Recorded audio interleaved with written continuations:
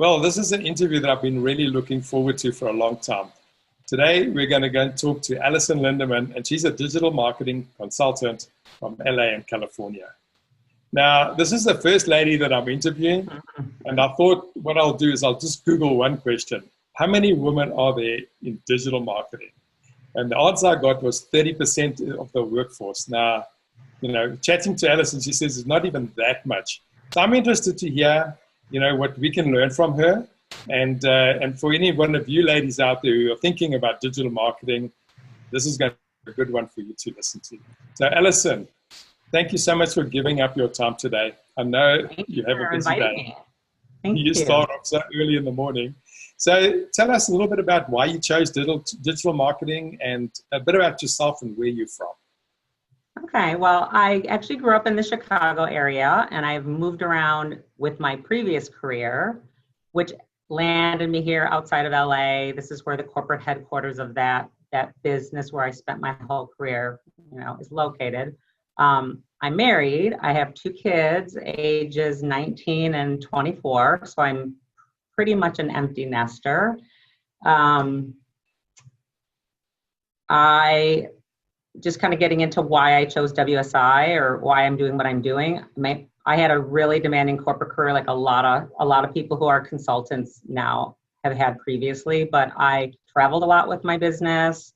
I was transferred all over the place. There were times I owned a home for 10 months and then picked up and had to move somewhere else.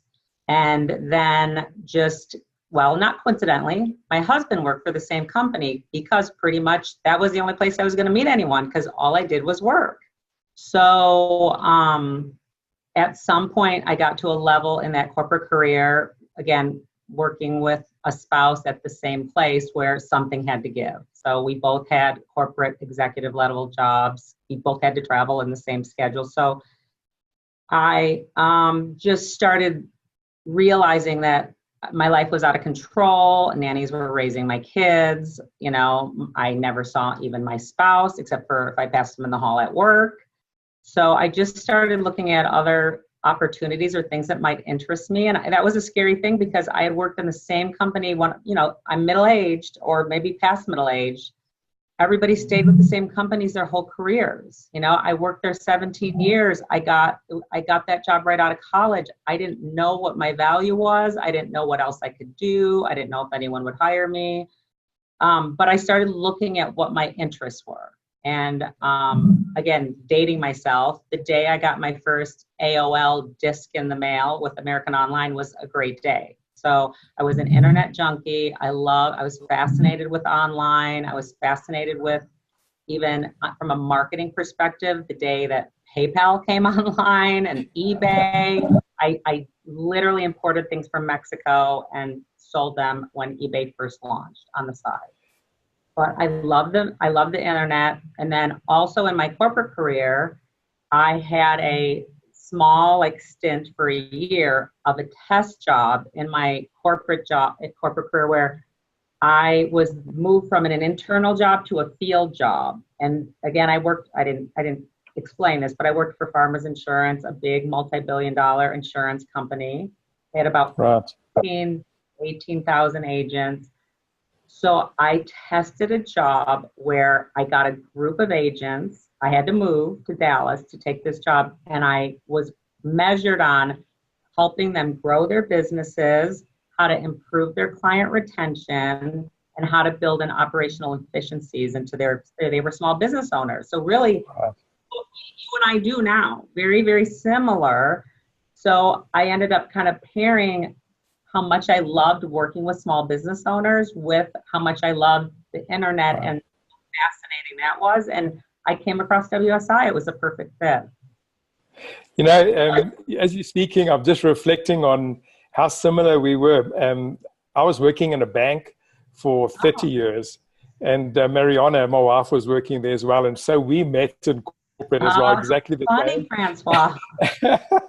and I said to her, one of us has to leave, because it just was the right thing to do. And I started another company within the bank, and then they sold it. And I went with this company.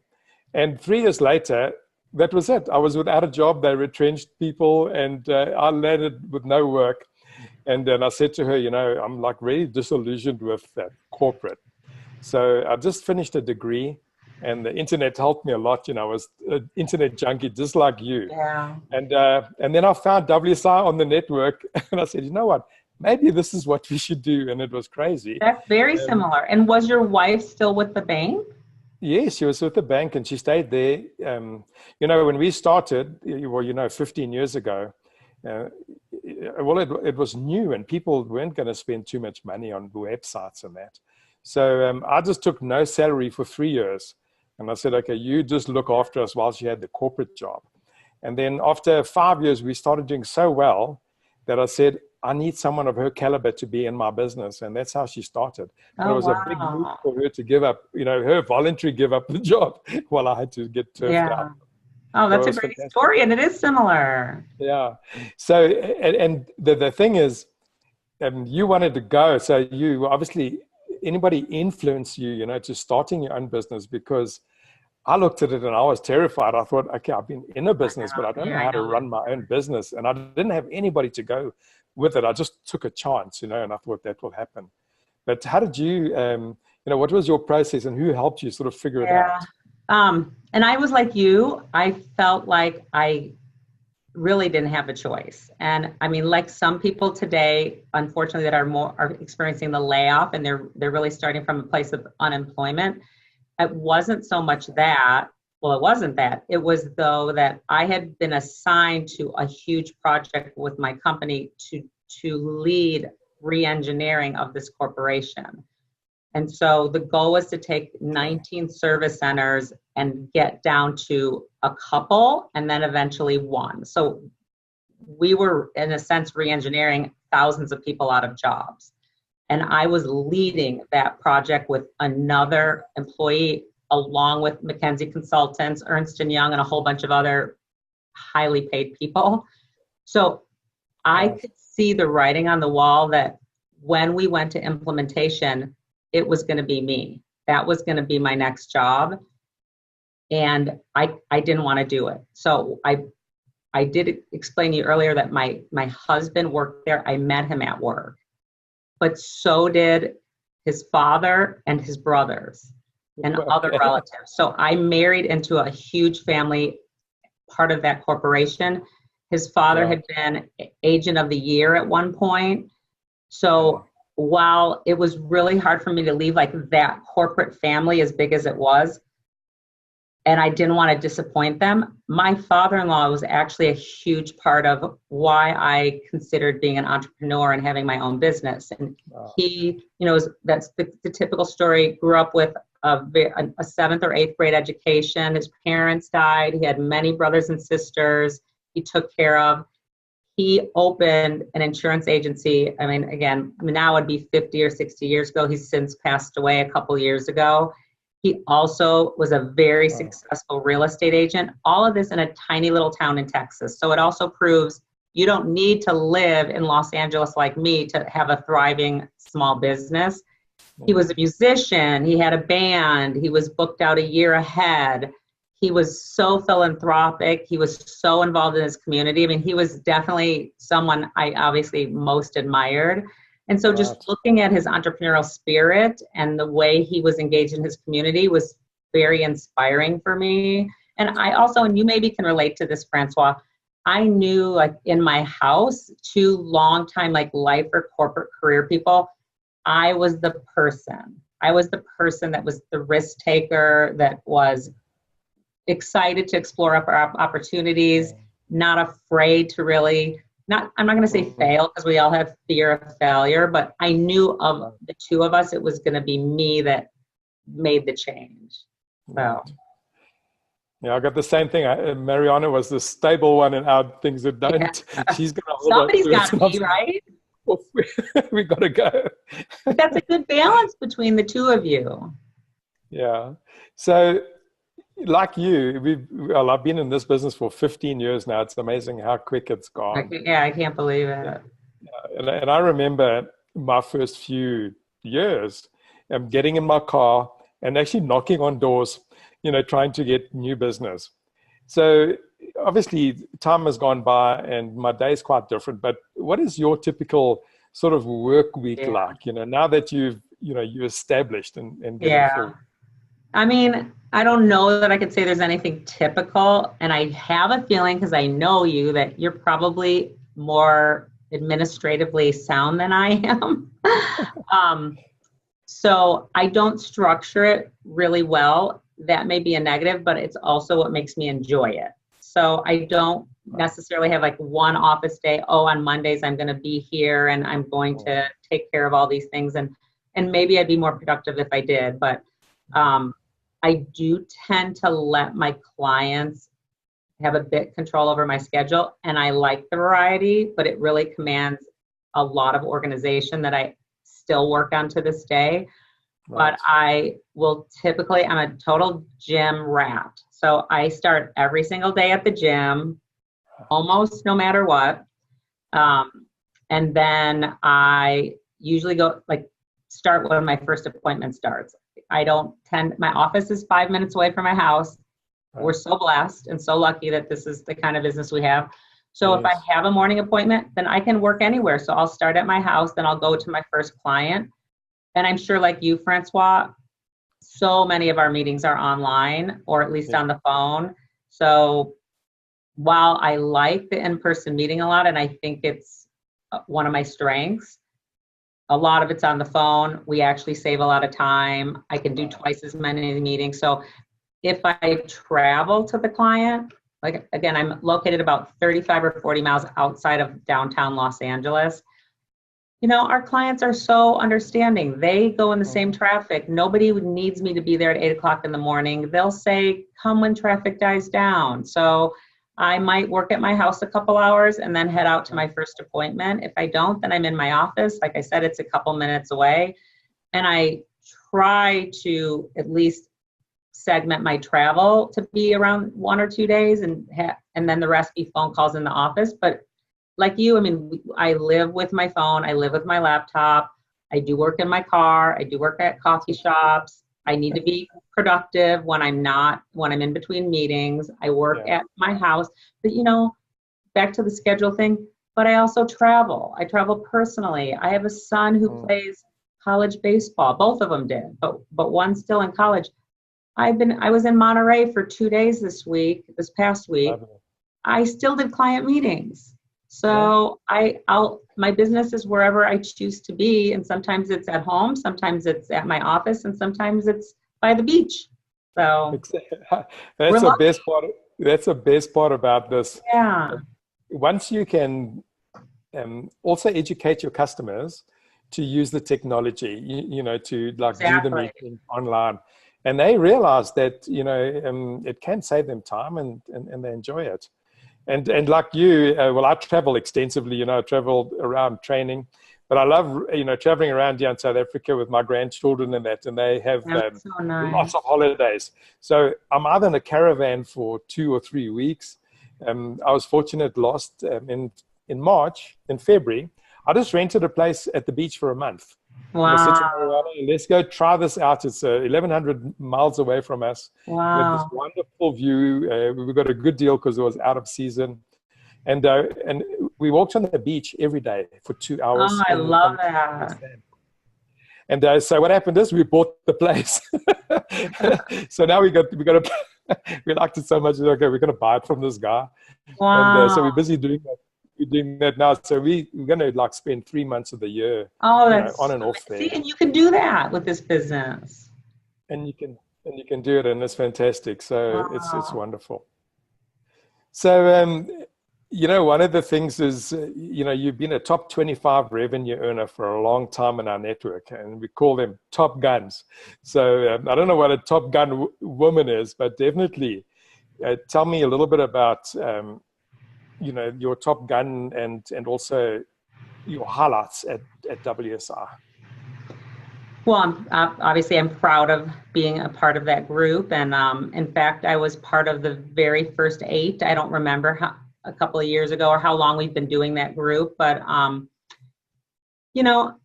I have to say, even though the vast majority of my clients are probably male-owned businesses, I have my fair share of women-owned businesses. But I mean, I am very proud of my accomplishments as a sole-owned business, of a female-owned business, not part of a two-man team or anything.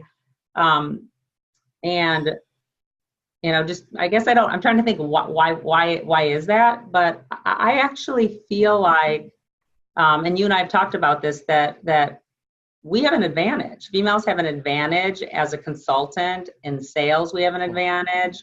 So I think there might be some misconceptions maybe out there that this may or may not be a perfect fit for women, where I think it absolutely is. And I can say in my own experience that when I'm going against other consultants or other digital marketing agencies for a client, it's an RFP and maybe there's 3 or 4 other businesses out there, if everything's pretty equal, so my prices are about the same, maybe not, if the knowledge and what I can offer is in the realm of what this client is expecting, I'm going to get it.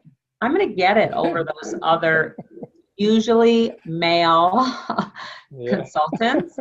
And I contend that there's something in the nature of women that lend themselves to the know, like, trust factor, the I care about you, I'm listening, I wouldn't want to do anything to harm you, the nurture maybe. You know, I know there's probably some science behind it too, but it actually is a great industry for women, and I think it's underappreciated. So, but I'm proud to be, you know, one of the leaders at WSI, and you know, I really wouldn't go back and do it another way and have the partner. I'm happy this way, even though there's days I wish I had somebody else to share a frustration with. But it's a great industry for women.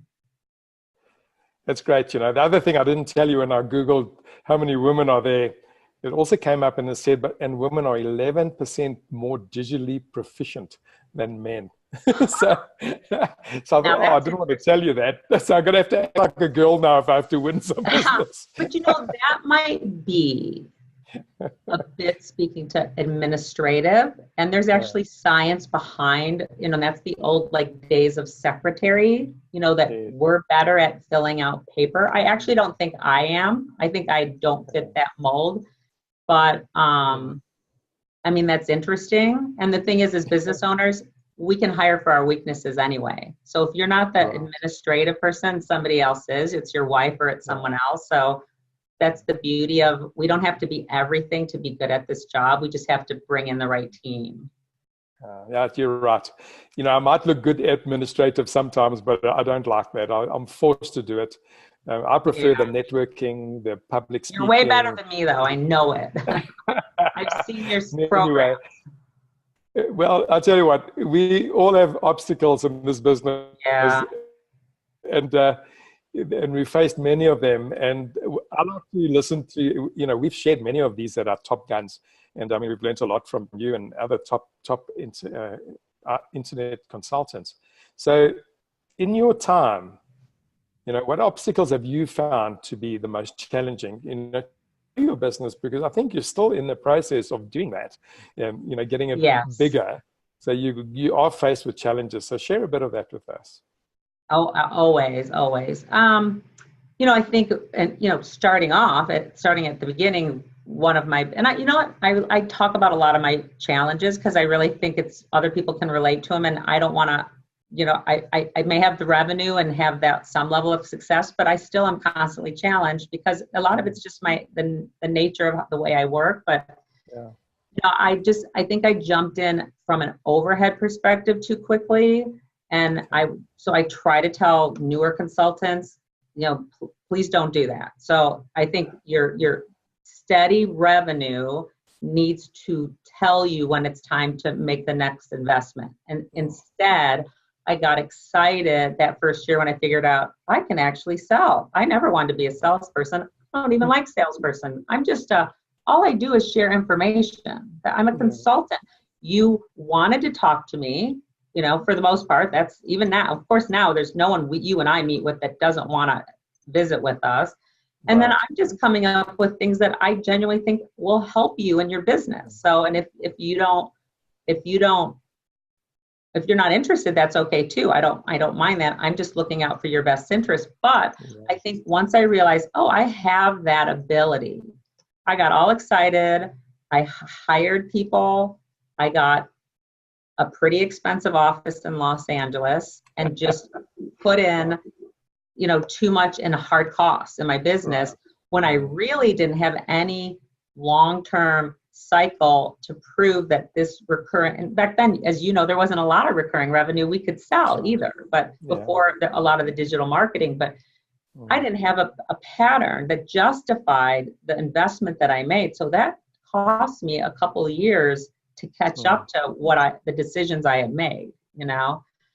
And I think, so that was my start. I had to get straightened out. But I think now, sometimes my speed to market is something I need to work on. And it's probably because I still choose to operate very lean. And so I don't have the infrastructure in my office here to support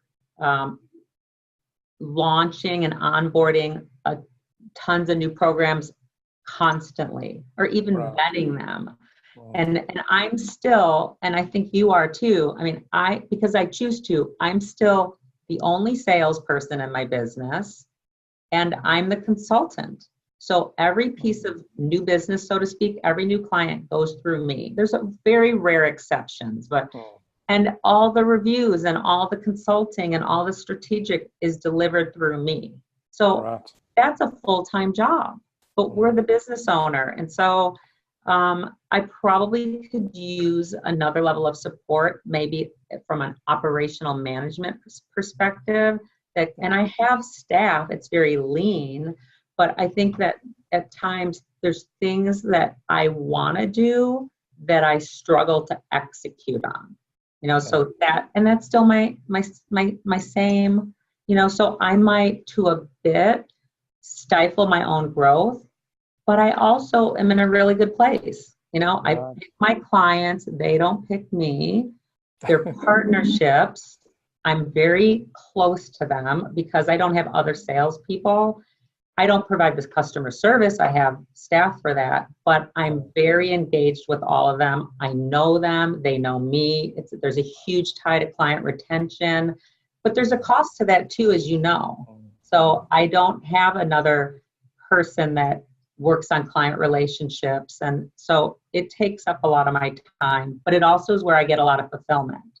So I might have to balance how fast I can grow with the fact that I have a lot of like job satisfaction and joy working with my clients and still make a good living. So and you know, when I started in my house where I am now with my daughter, and we worked in this house for 11 years.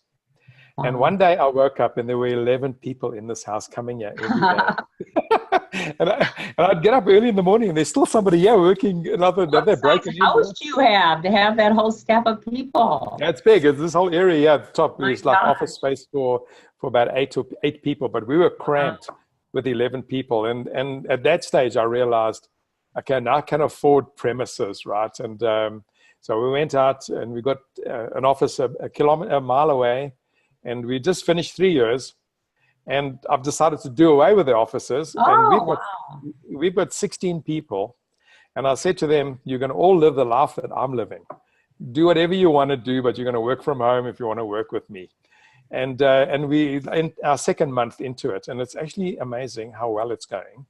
That you know, you don't need to be present to do the job, but so do you all get together in person on a regular basis or no? Yeah, new guys coming in, they come in about once a week.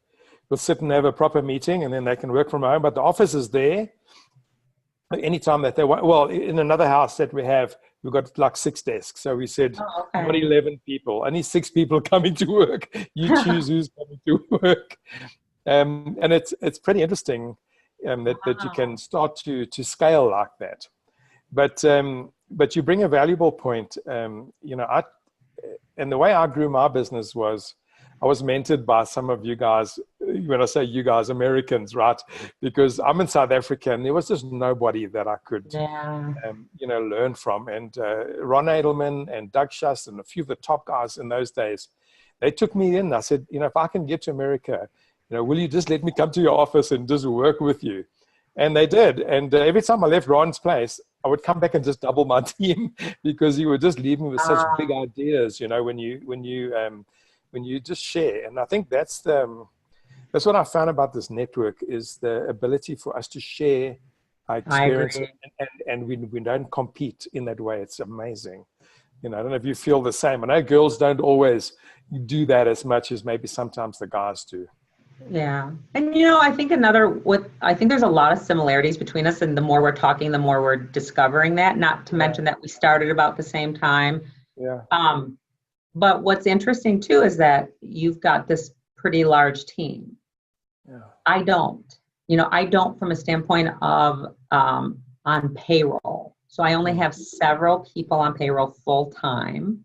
Right. And then I have specialists that I'm very proud of, and they're virtual, but most of them are in a contract relationship with me. Okay. So for the most part, without going into detail, when I get work, they get work. When I have revenue, they get revenue. If I bust out in December because I did too much vacationing, my incoming revenue might not be as good, but I also had an expense reduction associated with it because I didn't need to use them. But some of them are absolutely a couple full-time. I give them full-time work, and then my hard cost, or my payroll, is more the infrastructure support, customer service. And neither one is the answer. They both are. I mean, whatever works for each of us, that's what's so great about this. And now you just described, and they could be virtual, or you could get a big physical office. That's one of the reasons I think you and I are still here and, doing pretty well, is because it gives us the flexibility to set up our business the way we choose. I think if you're going to adapt and use the technology, really that's what helps, being able to absolutely, bring the face-to-face. Like, when last did we see each other? Maybe a year ago, yet we just carry on talking as if it was yesterday. Yeah. It's just amazing that you can do that. So, you've got some of these advantages on us men, eh? But now, what do you think your best skills are that you bring to your business? Well, I touched on it maybe a little, but I really do think it's the connection. So, I mean, I consider myself an empath. I don't know if you even really know what that means. It's different than really saying empathy. Maybe it's a personality, but it's, there's great sales programs. I just had called into a WSI meeting before you and I talked, our West regional meeting, and great stories of someone who went through Sandler training, and amazing results. So I absolutely do believe in sales training, but I also believe in, and I think you're one of those people, when I met you, I automatically liked you, and I think there's some people that have that, I'll just say no like trust, and you can work on it, but there's an inherent personality type, and maybe that's why there's personality profiles and things, but I knew I had it in the corporate world, and my ability to leverage it. People would use VPA, couldn't get along with VPB and get their initiative through, and I would be the person who would bridge the gap, and people would suggest, you should be a politician, right? Which I never would, but I never really realized that gift, and how in the consulting world, how much it suited for me.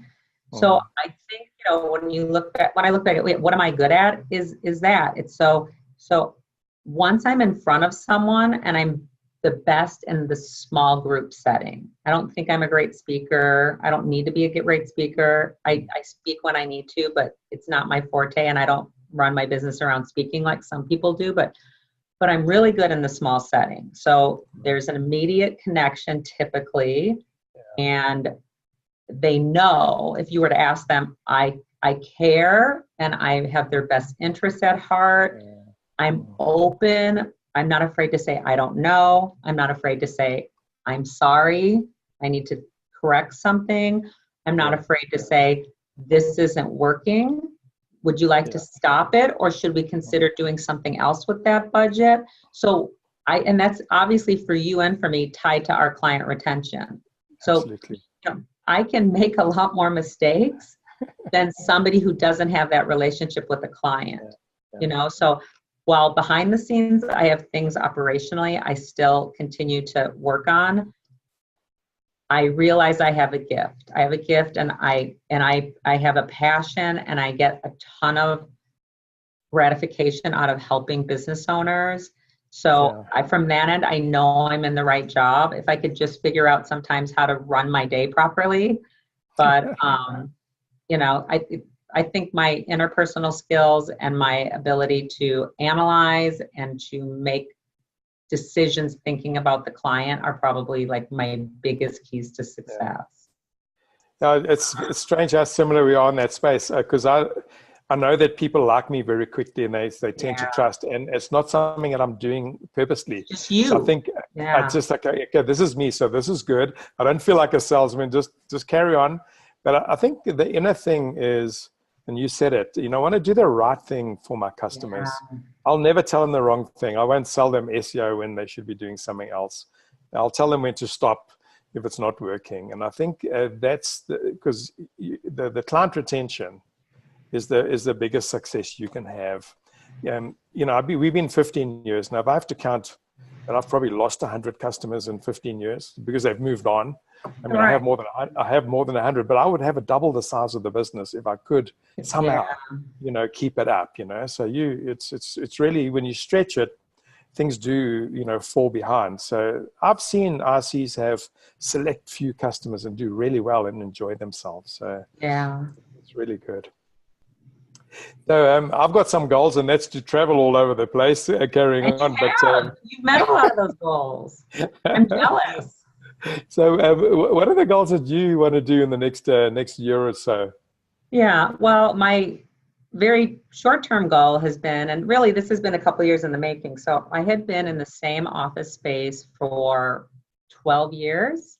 Right. Lovely space, but actually very high-end, kind of expensive space, because like I said, I probably jumped into that a little too early. And I had an office partner in a non-competing industry that I met through my insurance company background. So, and a great relationship for many years. But I really started nurturing and becoming very successful with my power partner relationships. So other businesses that we share the same target market and we refer a lot of business.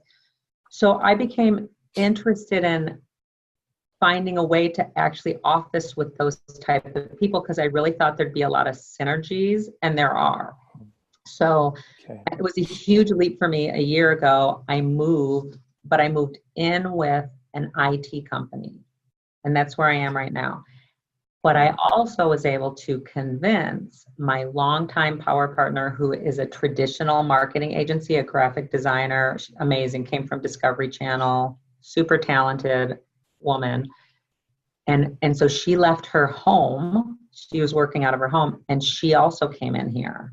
And so my staff came in here, she came in here, and we like it. It's just, we already have outgrown it. The IT company's growing fast. So there's a lot of techs running around here.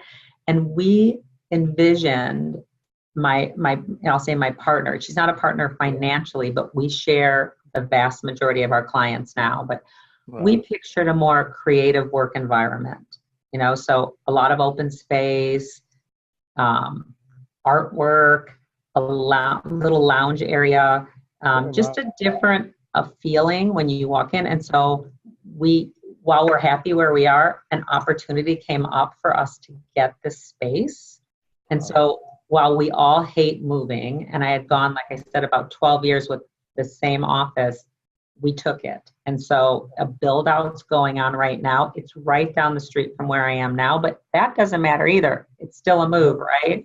I still got to get all my stuff down 2 flights of stairs with no elevator and up in an elevator to the 3rd story of another building. So, and then, you know, what comes with your typical move and telling your clients, but we're really excited. So, and I really think it's going to result in more synergies for my business and opportunities to bring other people into that office space. But I'm not planning to sub it. It's more just, I work with a lot of power partners. And so having the right space where we can do maybe co-training or have meetings there, I think is going to be very synergistic for all of us. So yeah, that's my kind of my short term. And then a little bit longer than that in the next year, is like I talked to you about, Francoise, I really think if I could bring in the right person from an operational management perspective, then I could be freed up to do what I'm actually good at, which is spending more time with people and not trying to run my business so much. So the rest of it's good. I mean, when we're both established like this, I'm not short of leads. My own clients bring me leads. These power partners I have, which I have several, fill my pipeline. People know you and me in our communities because we're out there. So our hard work in the last 10 years, hopefully we're realizing some of those benefits, unlike someone who's maybe new. But I just need to be able to spend more time nurturing people and building those relationships and probably less time pushing paper, you know? Right. Yeah, I think, you know, you're working on your reputation, you know, is really a big thing, and it does take time in this industry. And I must say, there's not a week that goes by that I don't get a lead coming in, which is referred to by clients and stuff like that. And I know, it's so nice. It's a great place to be. You know, you don't worry about, I have to go find somebody now. No, it's so nice. And I'm grateful to be in that position now. Yes. So that's why I started using professional speaking as a tool a couple of years back, because then I go out and I talk, and you know, I'm a guy that gives away everything. Like that's what I'm known for, just give it away. And the few people that come to me, they say, this was amazing, you know, can you come and work with us, help us? So I get the leads coming out of that. Which is that's it. You know, I'm out there. You're a great speaker. You're a great speaker, and you've helped many of us. Yeah. So it's always been good. So where do you see yourself in 5 years' time? I know I'm struggling to do something similar. But I don't know what. Well, at the beach, having multiple homes, you know, probably in a little bit different scenario than I'm in now. Maybe transitioning to like pure consulting. Because I think for me, and I don't know if you're the same, but it's an untapped opportunity for me that I haven't completely leveraged.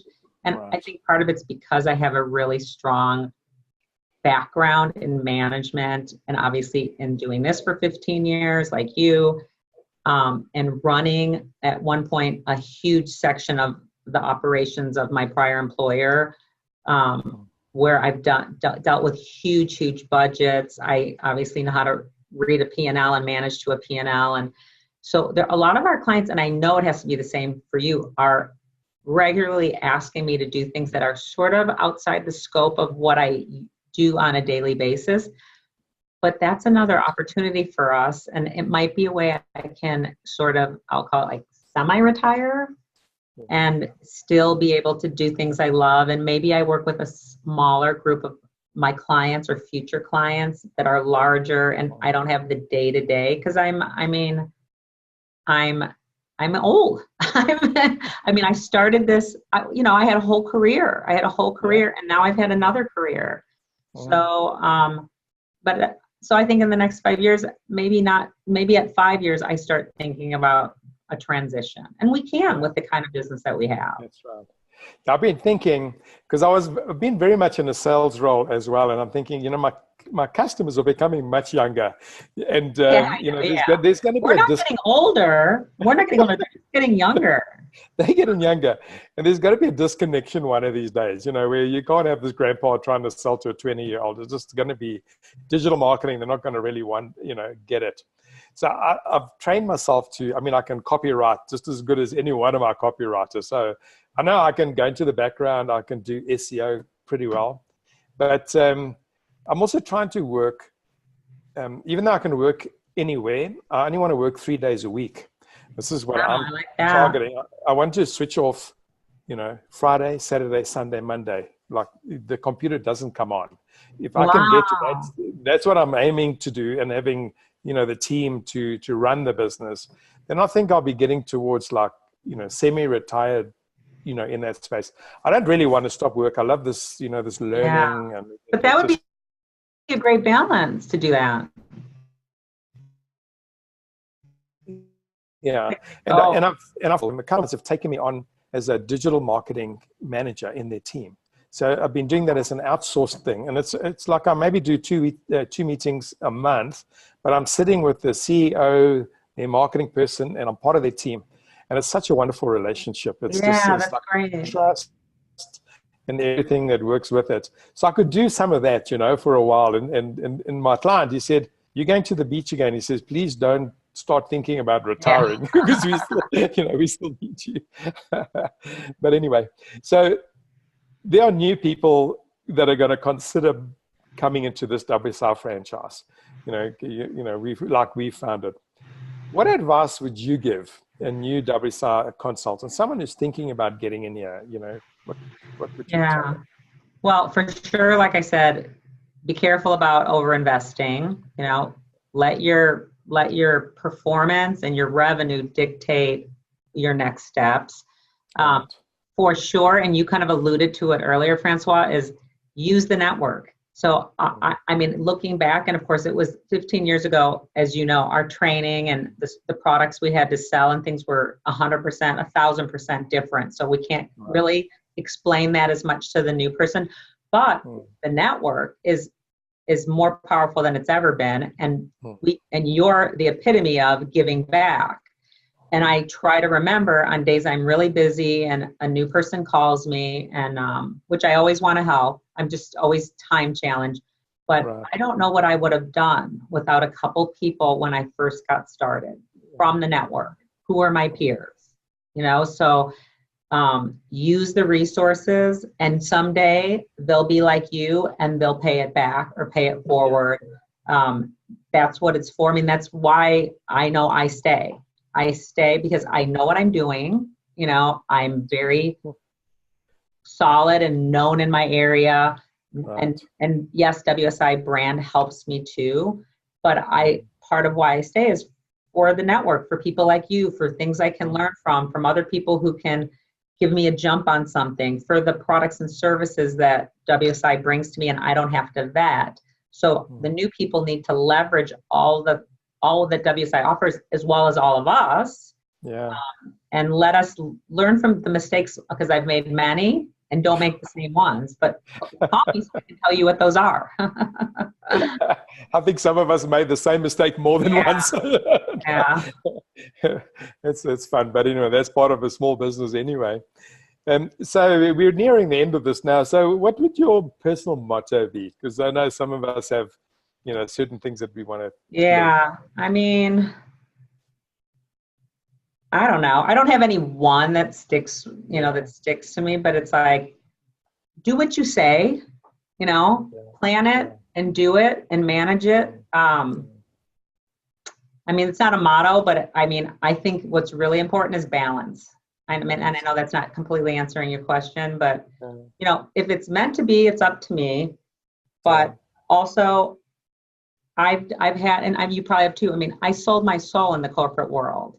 I can't even say some of the things I would do, how many hours I worked a week and what I did for my bosses. And this is a way we can balance our life, and so that doesn't mean I don't work really hard. That doesn't mean I never have 60-hour work weeks anymore. That doesn't mean that my computer's not open at midnight when I know I probably, but I've exchanged it for other things in my life. My life is much more balanced. I'm much happier.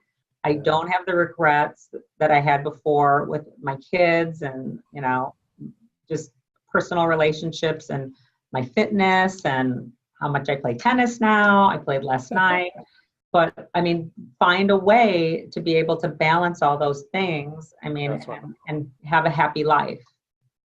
Yeah, no, the days can be really interesting. You know, I love what I do these days. I would get up and I might go and see a client, and I'll rush home and take one of the grandchildren to music lessons. Then I'll get back and I'll do a webinar in the afternoon, and then we'll go out and do something else. Because you can. That's what's so great about it. It's just amazing how it all goes together, and you look back and you realize that in corporate life you just didn't have that flexibility, you know, of your time, and you give everything, you know. And I mean, look, it set us up, you know, to get into a new business. You're right, and I'm grateful for that. Absolutely. I don't think I would have been as good and really have a good understanding of selling into bigger companies if I wasn't experiencing that. Yeah. Because you go in with a small mind mentality, and then people see right through that, you know. So having a good background in corporate, you know, this is a good transition, you know, because you've got that experience, you know, that business experience. Yeah. So I drink a bit of Jack Daniels now and again, not a lot, but it's what I'm sort of known because I got a whole bar here with Jack Daniels in it, but I prefer red wine. But if we went to happy hour, what are you going to order? Well, what I used to order was any kind of version of a margarita, especially the swirl frozen margarita, which is like a red, like strawberry margarita kind of swirled with a lime margarita. There's like nothing better than that with a salty rim. But I actually went ketogenic 3 years ago, my diet. So I basically I have almost no sugar, no carbs. I know that's insane.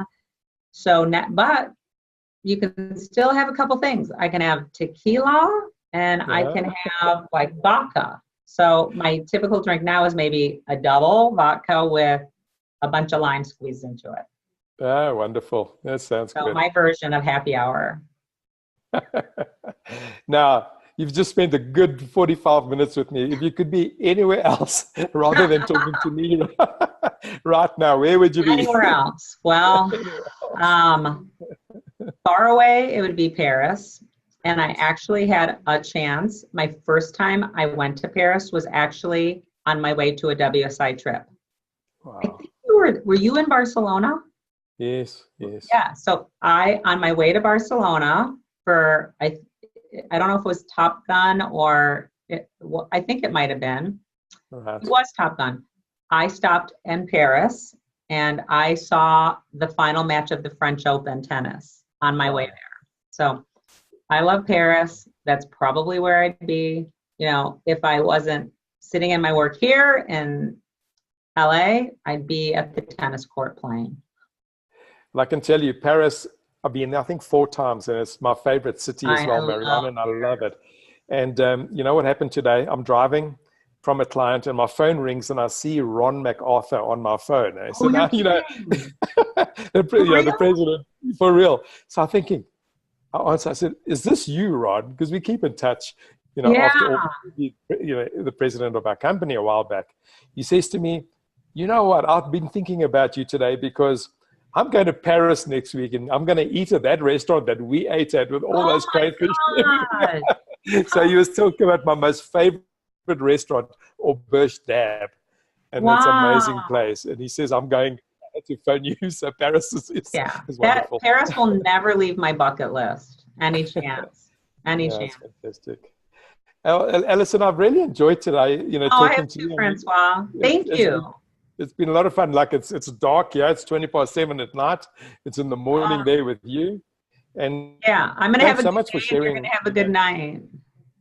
A good night, Thanks so much for sharing everything. I really appreciate it. It's been fun. So thank you, and I'll talk to you again. I hope I'll see you at the convention later on. I hope so too. Yeah. Okay then. Okay. Take care. Thanks. Bye.